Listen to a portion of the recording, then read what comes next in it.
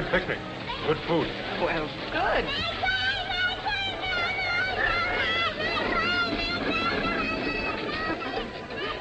Heaven forbid our new car should give us a ride like that.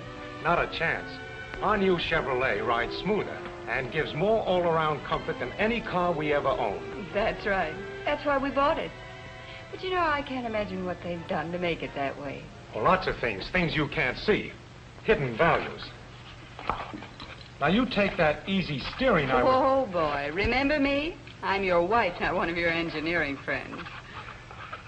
Oh, even you can understand this. Years ago, front wheels had a solid front axle.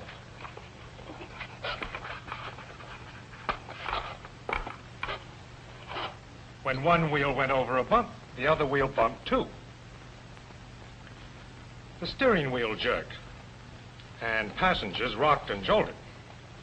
Then they figured out how to suspend the wheels separately.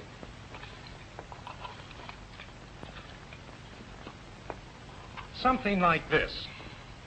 With the wheels on separate axles, they can't pass bumps to each other. So bumps have less effect on steering. Our Chevrolets have had that kind of front wheel suspension for a long time. But the engineers still weren't satisfied with the steering. You see, front wheels are connected to the steering by what they call tie rods. And because the steering wheel is over on the left side, one tie rod was longer than the other. It was like, well, imagine trying to steer a rowboat with one oar longer than the other. With oars of unequal length, you'd have to pull hard on the short oar to get the same steering effect as an easier pull on the long oar. Here's what happens in the automobile. To steer the wheels, you have to push the tie rods. And remembering the rowboat, you can see that you'll have to move the tie rods different distances to get the same steering results. Also, as the front wheels bump up and down, the tie rods turn them slightly. Both wheels turn inward. But because of the unequal tie rods, one wheel often turns more than the other. So in straight-ahead driving on rough roads, unequal tie rods can make a car pull slightly to one side. Not good, huh?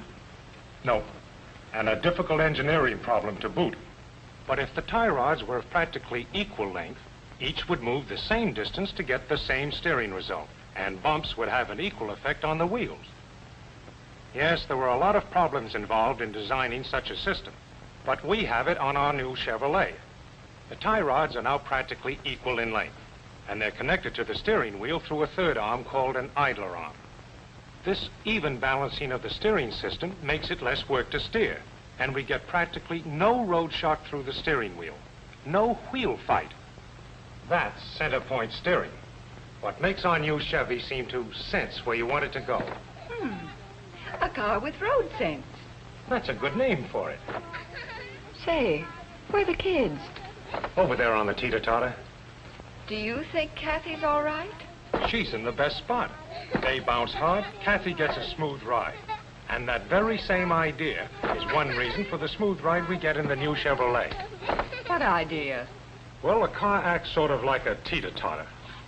When you drive over bumps, it rocks up and down.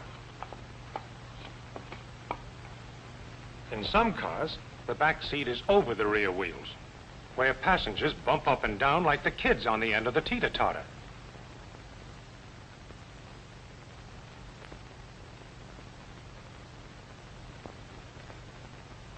In our new car, the seats are between the wheels, where you get the smoothest ride, like Kathy at the center point of the teeter-totter. With center point seating, all passengers get a front seat ride. But center point seating is just one of the reasons why our new car rides so comfortably. Another reason is what they did with the rear springs. Well, this'll take some pretending, but, well, just imagine this chain is a rear spring, and the flashlight is a gadget called a shackle. A shackle? Yeah, a kind of pivot. The spring is fastened to the frame at the front, shackle at the rear. When a bump pushes the wheel up, shackle and spring act to cushion the shock. Now, with ordinary springs and shackles, one passenger in the car gets quite a jolt from each bump. These springs are too stiff. However, 3 passengers get a pretty good ride. 5 passengers can hit bottom. The spring is too stiff for light loads, too soft for heavy loads. Finding a spring system that would give the same smooth ride regardless of the number of passengers. But they finally found a solution.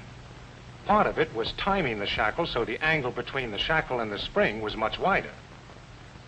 Then they put in a softer spring to give the single passenger a comfortable ride. With heavier loads, the shackle moves back, stretching the spring to stiffen it. The more passengers, the farther the spring is stretched, and the stiffer it gets to cushion the heavier load. And that's our new Chevy.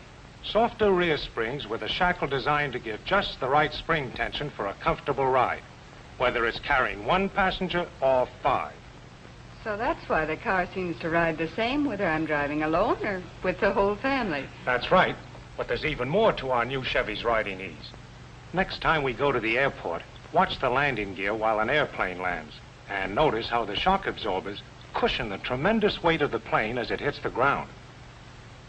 The action of the shock absorber piston sliding into an oil-filled cylinder absorbs much of the shock. Let's make a model. We'll use this for the piston and this for the cylinder, with water instead of the oil. Now, when a bump pushes the piston... Uh-oh, I forgot something. These holes represent the valves in a real shock absorber, which control the fluid flow when the piston is pushed down. They permit the piston to slide down the cylinder, but slowly. On the rebound, a spring pushes the piston up, and again the fluid controls the action. Our Chevrolet shock absorbers are now this same type. When we hit a bump, they smother the shock by slowing down its effect. One of these direct double-acting shock absorbers is mounted in each front suspension unit, teamed up with the strong coil springs. In the rear, the same kind of shock absorbers are placed diagonally instead of straight up and down. This is so they'll act like the braces on the swing the kids are using. They steady the body of the car on curves and in crosswind driving. So you see, there are 3 big reasons why our new Chevy rides so much easier. The center point seating, the new spring and shackle arrangement, and the new airplane-type shock absorbers. You'd never think simple things like that could make so much difference. Simple, she says. They seem simple after they're perfected. But what it takes to develop one of those simple things and make sure that it works. Why, do you know... John, don't you think Tommy's swinging Gail too hard? Oh, she knows how to hang on. Do you know of a better way to stir up a breeze? Sure. Breezing along in our new car. Well, you got something there. You know, they call it the car that breathes.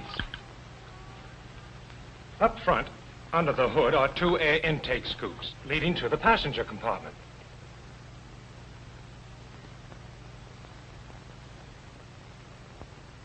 When the car is in motion, outside air is forced inside.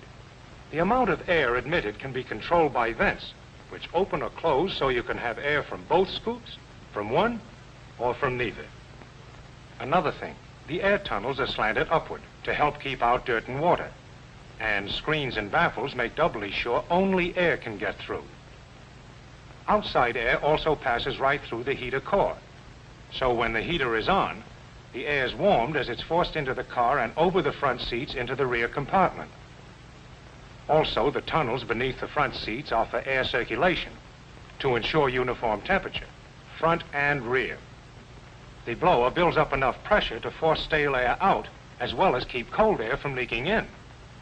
The heater controls regulate the temperature of the air and the speed of the blower. For instance, in warm, rainy weather, you can turn the heat off entirely, turn the blower on, and fill the car with cool outside air. Our defroster is controlled just as easily. With the wide defroster slots beneath the windshield, ice, steam, and fog are melted away more rapidly than I ever thought possible. Yes, from the standpoint of passenger comfort and of smooth riding and driving ease, I think we've got a pretty good buy. Well, I'm satisfied. And I'm not too easily pleased, as you may have noticed. Yeah, don't I know? Of course, we've just talked about a few of the many things that made Chevy my #1 choice. What's this? That's your dad's conception of our new Chevrolet. You're kidding. Yeah, son. It's the only way I could think of to show your mom the hidden values in our car. So when we get going, she'll know some of the reasons why we get all that big car performance from our new Chevrolet.